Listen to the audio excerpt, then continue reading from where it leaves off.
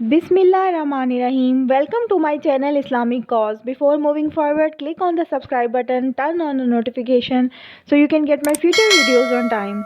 Today my topic is Hazrat Muhammad sallallahu alaihi wasallam, his life and prophethood. Hazrat Muhammad sallallahu alaihi wasallam was born in Makkah and grew up there. As a young man, he was modest, thoughtful, and very kind hearted. He had the reputation of being very honest and truthful, and he was so trustworthy that even his enemies gave him their valuables for safekeeping. As he grew up, he was not happy with what he saw around him. The Arabs of those days were ignorant and quarrelsome, immoral, and deceitful.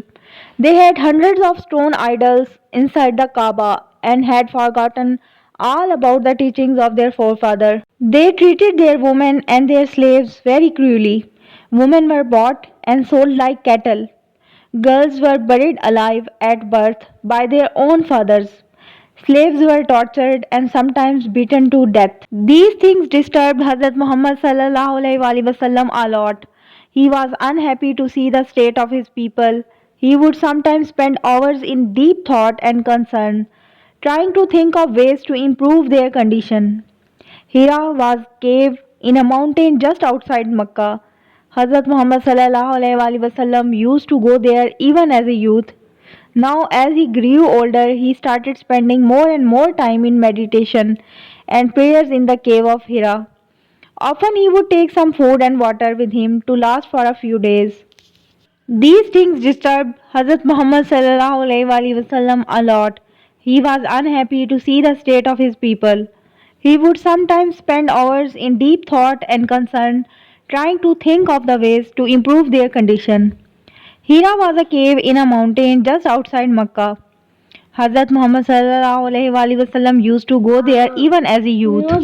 Now, as he grew older, he started spending more and more time in meditation and prayers in the cave of Hira. Often he would take some food and water with him to last for a few days. Slowly, changes began to take place. Sometimes he would have dreams that came true. With time, his prayers and meditations in the cave increased. One day in Ramzan, when he was 40 years old, an angel appeared before him while he was praying in the cave of Hira. It was the angel Hazrat Jibreel alayhi salam. He told him to read. I don't know how to read, the Prophet told the angel. Thrice Hazrat Jibreel alayhi salam asked him to read, and thrice he said he could not do so.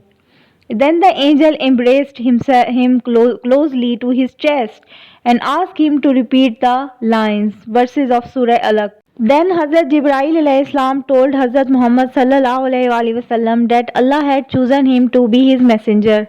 He took him outside the cave.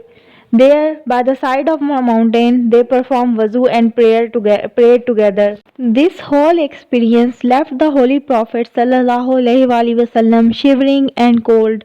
And when he reached home, he asked his wife, Hazrat Khadija radiallahu anhu, to cover him up with a blanket. Then he told her all that had happened in the cave of Hira. Hazrat Khadija comforted him and said, Allah will never desert you. You look after your relatives. You are kind to the needy and the poor. You are hospitable to strangers and guests. Surely Allah will never let you down. She supported her husband and at once accepted the faith of Islam.